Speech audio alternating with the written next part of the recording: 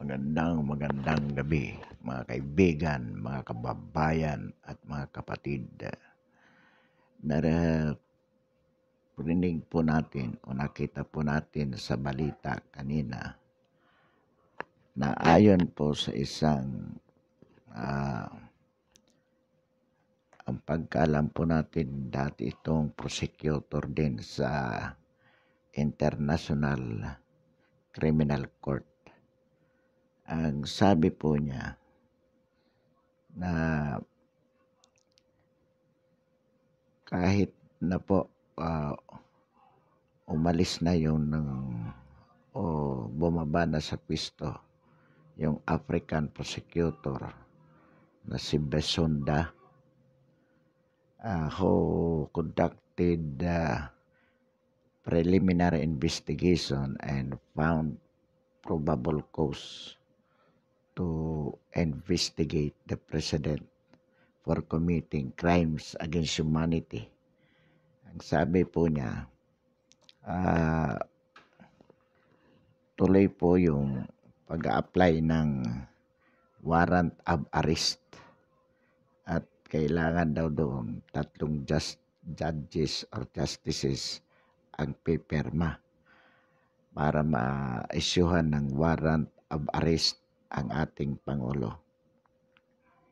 At ang sabi pa niya, dapat magpadala tayo ng lawyer doon sa International Criminal Court to argue that the ICC has no jurisdiction over the case of the president because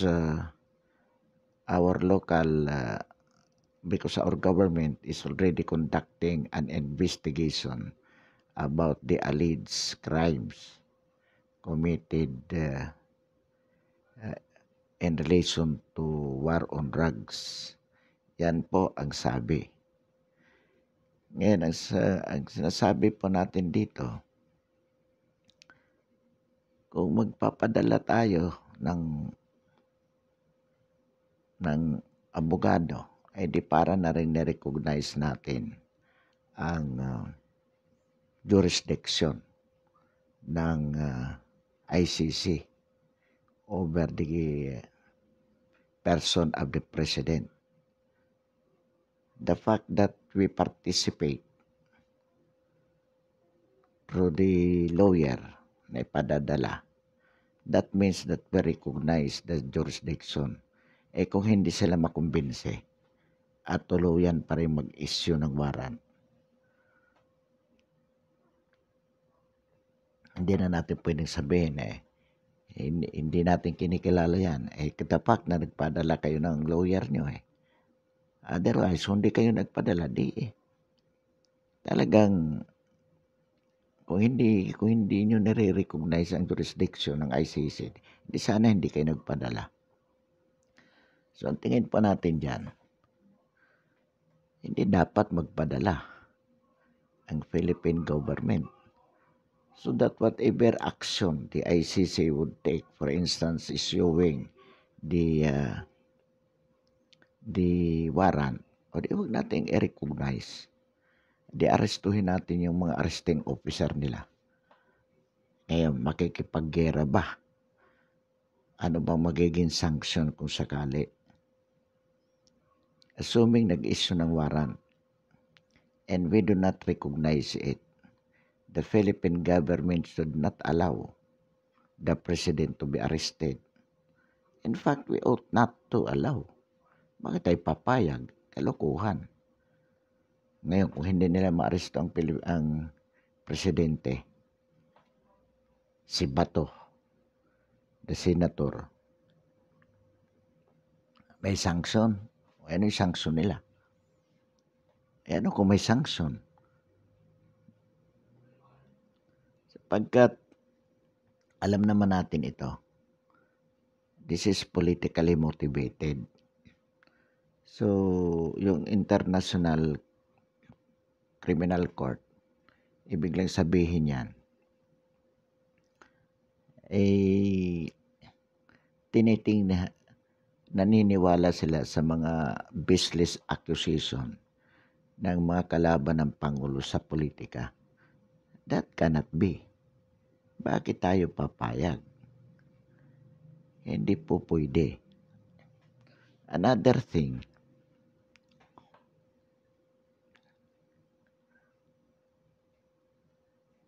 sabi nga natin, paulit-ulit kung sa saligang batas natin, hindi na ang Pangulo ay mayroong immunity from suit. So sabi nga natin, the filing of a case against the President and for him to be arrested, that would definitely violate our Constitution, which we cannot late. We ought not to violate the Constitution. How much more for the other country to do so? So kahit po saang anggulo tingnan, talagang hindi katanggap-tanggap yan. Hindi po magiging katanggap-tanggap.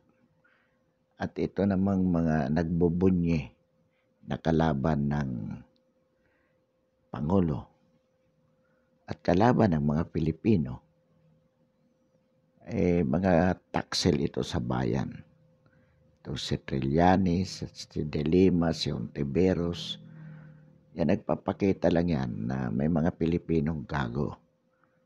Sa bagay, nasa kasaysayan naman, nasa panahon ng pakikipaglaban ng mga Pilipino para sa ikabubuti ng kanilang buhay, meron talagang mga iilan na nag-aaktong bayani pero tunay na kalaban ng sambayanan. At ito yan, si Robredo, si Trillanes, si Drilon, si Pangilinan, si Ontiveros, yung Makabayan Black, lahat yan. Nagbubunyi po sila. Tuwan-tuwa si Atty. Colmenares at makukulong na ang Pangulo. Tuwan-tuwa dyan yung mga komunista, yung mga drug lords, yung mga protector sa droga. Alam po ninyo, illegal drug trade in the Philippines is a matter of survival of the Filipino people. In the same way na ganun din po itong laban natin sa mga komunista, ng komunistang terorista. Bakit po nasabi natin na this is a matter of survival?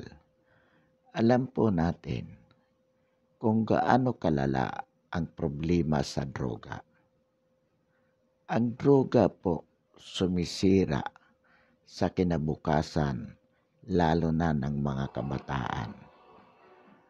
At itong sindikato na ito ay masyado na pong malala. It penetrated the government itself, sapagkat ang mga protector nito ay malalaking tao, malalaki ang matataas na opisyal na gobyerno. Konkretong halimbawa po dyan, itong kay De Lima. She was the Secretary of Justice when she committed the crimes related to drugs as a protector ng mga nakakulong sa Muntinlupa, sa Bilibid Prison, na mga high-profile drug lords. Ito yung mga kadil, mga kasabwat ni De Lima. And take note, she was at the time the Secretary of Justice. At yung mga general, big time general, matataas ang posisyon sa PNP, which is the institution supposedly to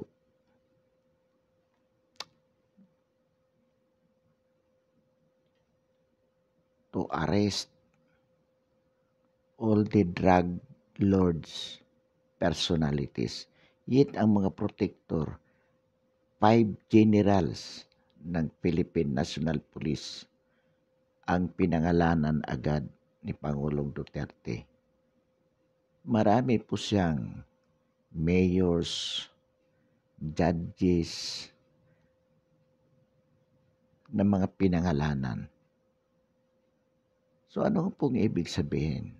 Napakalaki, napakalala, na kailangan talaga gamitan na ng kamay na bakal ang digmaan laban sa droga.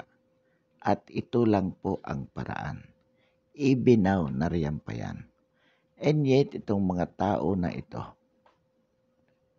pumunta sila sa international community para pigilin ang ating Pangulo na ipagpatuloy ang gera laban sa droga, alleging human rights violations and the process of the war against drug.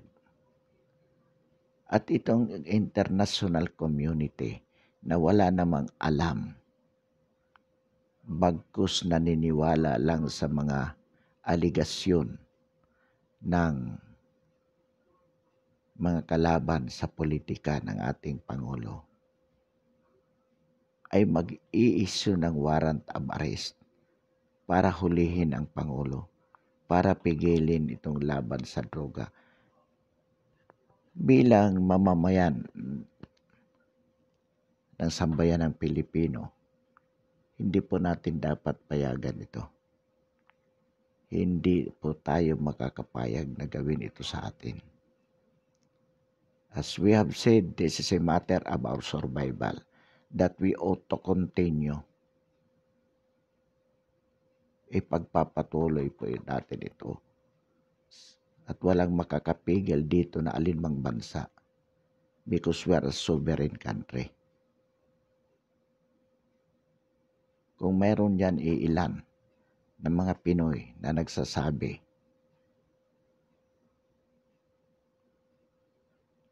na dapat ito pigilin, let these people. Kaya sila gumagawa ng ganyan sapagkat may mga yan protektor ng droga yan. Nakikinabang yan.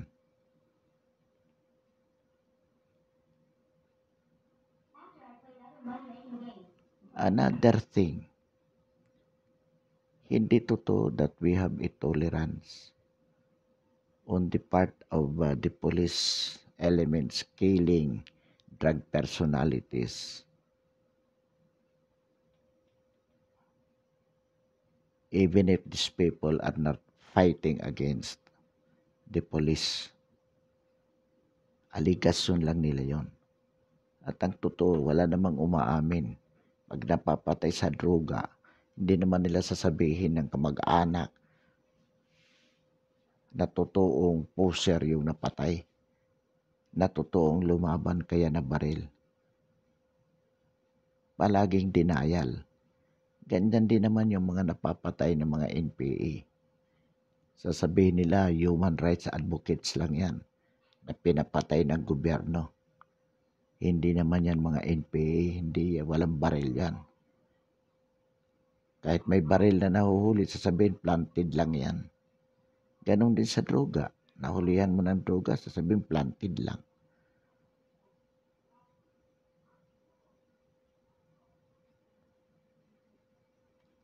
So talagang walang mangyayari dito pag nagpapaniwala tayo sa mga aligasyon na yan. Ang katotohanan ay talagang involved sa droga yan at lumabang kaya napatay. Ngayon, kung sinasabi nilang napatay yon, na nakaluhod hindi man lumaban, suhan nila yung mga pulis mismo na pumatay na sinasabi nila. Hindi naman natin sila pinipigilan na magsampa ng kaso laban sa pulis mismo na nakita nila na pumatay ng walang kalaban-laban na drug personality na NPA. Sapagkat sa ilalim ng ating batas, kahit ang kriminal, kung hindi naman lumalaban, dapat hulihin ng buhay. Pero imposibleng magpahuli ng buhay yan. Yung mga poser, kaya bago mag-poser yan, determinado yan na pumatay. Alam nila kasi any moment pwede silang mahuli at lalaban sila kung mahuhuli. Ganyan din ang mga NPA. Indoctrinated yan that they will die for their cause. Kaya hindi susuko yan. Pero pag namatayan, sasabihin, hindi yan NPA. Sasabihin ng mga kamag-anak. Sasabihin ng mga organisasyon na kaalyado nila katulad ng bayan. Katulad ng napabalita, namatay sa Surigao del Sur na may kasamang minor pang babae. Sabi na hindi NPA yun. Amin ba yun na NPA sila? Ang umamin lang dyan na NPA si Kulyamat nung namatay yung anak niya. At sabi niya bayani yung anak niya dahil namatay bilang NPA. Pero yung pangkaraniwan dyan, hindi amin niya. Bakit? Kasi, una, para palabasin nila na human rights violation na naman. Committed by the President. But in the first place, babarilin ba yan ng mga sundalo? Babarilin ba yan ng mga pulis kung hindi poser yan? Yung mga allegation without concrete evidence that cannot overcome the presumption of regularity of functions and the performance of duties on the part of the armed forces and the PNP. The legal presumption there, the police has done their duty regularly in accordance with the law. And according to law, kaya napapatay ng pulis yan kasi lumaban. And the police killed that enemy, that person, in self-defense. Ngayon, kung that is the legal presumption, di patunayan nila with concrete evidence by filing the case in court. Pero yung pumunta sila sa international criminal court, kalokohan yun. Kalokohan yun. At for the international criminal court to intervene just because of these allegations by the political opposition, that is unbecoming. Interference of our internal affairs, which is a matter of life and death on the part of the Filipino people. Kasi kung hindi natin mapipigil itong sindikato sa droga, kung hindi mapapatigil itong mga NPA, mawawasak ang kinabukasan ng sambayan ng Filipino. In fact, what is the President doing is to ensure that our generation to come especially could have a peaceful and better life without danger, exposure to danger coming from these illegal drugs and from this local terrorist na mga NPA, CPP, NPA, NDF. Ito po ang ginagawa. And this is our legitimate rights, natural rights for us to live. And the duty of the government to protect the people. Kaya walang pakialam dito yung mga international community. Buhay natin to.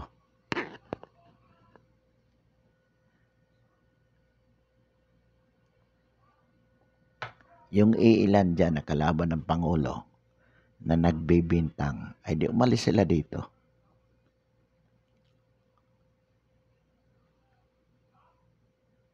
The war on drugs cannot be successful without using the iron hands.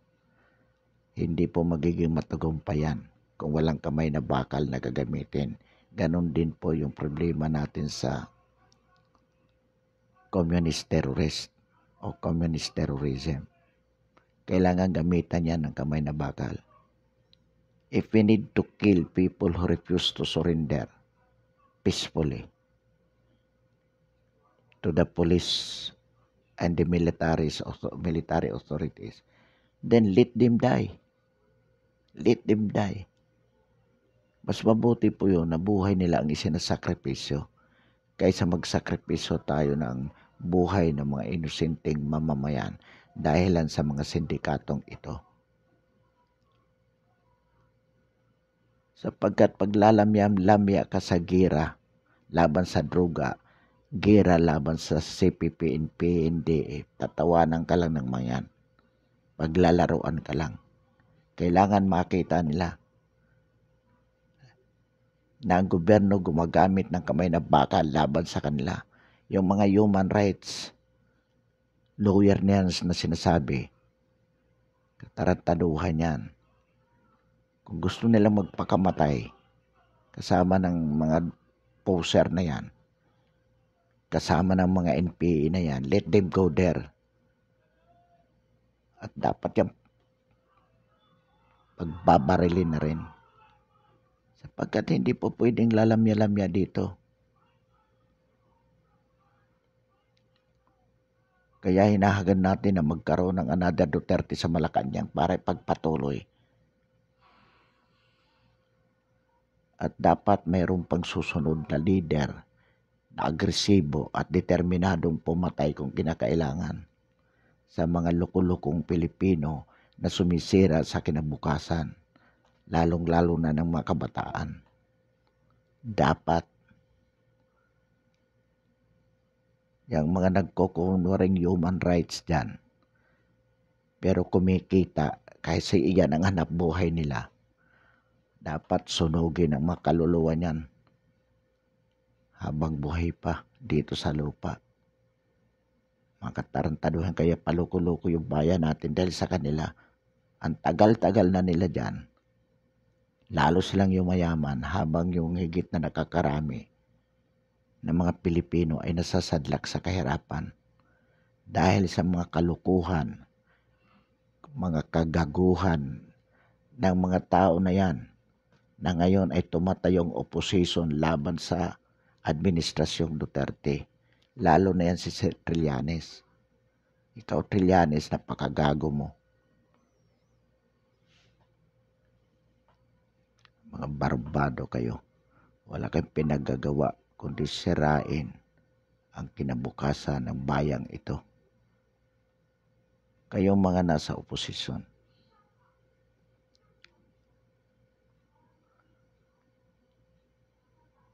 Sa totoo lamang po, naloko lang tayo ni Ninoy.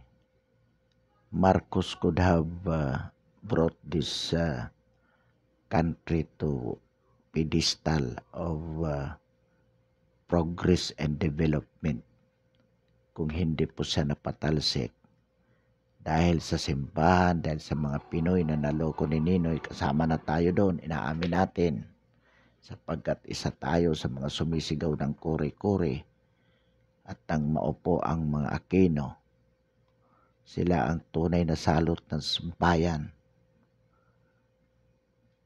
Salot sa bayan, nagpakahirap. Bakit?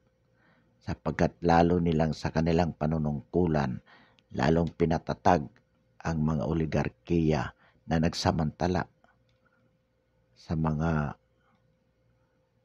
kahirapan.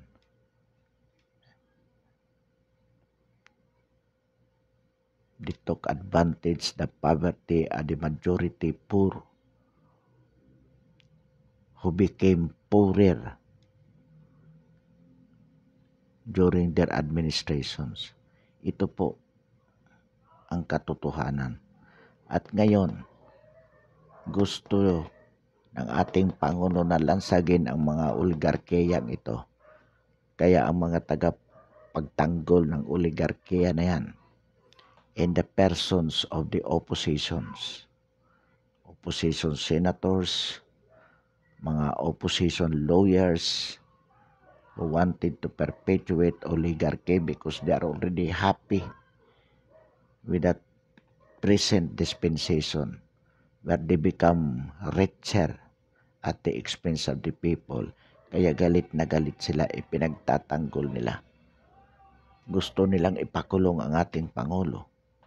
Gusto nilang maalis ang mga Duterte sa Malacanang.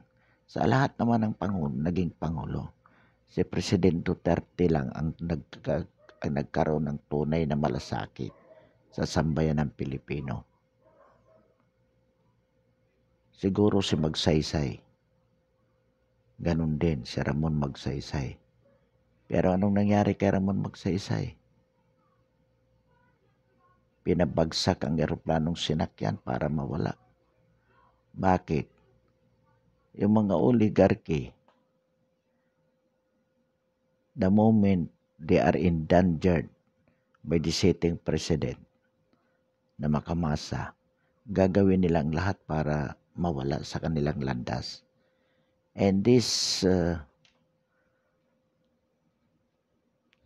case filed before the International Criminal Court is the best way to ensure that the Duterte will be ousted from the Malacanang, and that in 2022, no other Duterte could sit as president. Pero hindi kayo magtatagumpay. Kayong mga opposition. Hindi kayo papayagan ng sambayan ng Pilipino na gawin yan. The majority of the Filipino people believe that this war on drugs, this war against local communist terrorisms are one of the best things, one of the best accomplishments that Duterte administration has done for the people. Kaya, sa kabila ng sinasabi nilang maraming human rights violations, still, mataas ang approval rating ng ating Pangulo. At still, nangunguna si Sara Duterte as probable successor compared to other aspirants. Dapat isa to sa tinitingnan ng ICC. Kung totoong may human rights violations, bakit gustong-gusto pa rin ng maraming sambayan ng Pilipino ang pamamahala ng ating Pangulo? Bakit gusto nila na ang pumalit sa kanya na Pangulo ay ang kanyang anak na si Sara? Bakit gusto nating ipagpatuloy ang legacy ni Pangulong Rodrigo Duterte? It is because the Filipino people see the wisdom of what the President is doing for the country. At yung mga kalaban niya na gusto siyang maalis dan, yan ang mga protektor ng droga, protektor ng CPP, NPA, NTF, protektor ng mga oligarchy. Kaya gusto nilang patalsikin ang ating Pangulo. At dahil hindi nila kaya to do it locally because they could not get the support of the majority Filipino people, they went to international community for this international community to oust President Duterte. So, ibig sabihin, itong kalaban ni Duterte na kalaban ng sambayan ng Pilipino, ang sinamahan ng international community. So, kalaban na rin natin sila. Ba tayo papayag? ano naman ang interest nitong international community? Ba't sila kumampi dito sa kalaban ni Duterte ng mga local oppositions? Kasi po, si Pangulong Duterte in relation to international politics is unfriendly to the US. Yan ang inaayawan ng international community sapagkat ang international community tuta yan ng US. US ang nagdedikta dyan. Yung superpowers at mga kaalyado ng US, sila nagdidikta. And they do not want Duterte because Duterte is unfriendly to them. Duterte is showing friendliness to China na ang China naman ay threat sa kanila. So naggagamitan itong international community at saka itong mga local opposition against Duterte. If they see Duterte as their common enemy, kaya sila ay nagtutulungan. But as we said, you cannot succeed. The majority of the Filipino people will not allow your evil design to frustrate our dreams for progress and development, for peace and a better life for us. Pansamantala po, mga kababayan, kaibigan, mga kapatid, magandang gabi. At bilang suporta po sa ating channel, we invite to subscribe our YouTube channel, ang ating paninindigan sa napapanahong issue ng lipunan. Muli, magandang gabi at maraming salamat.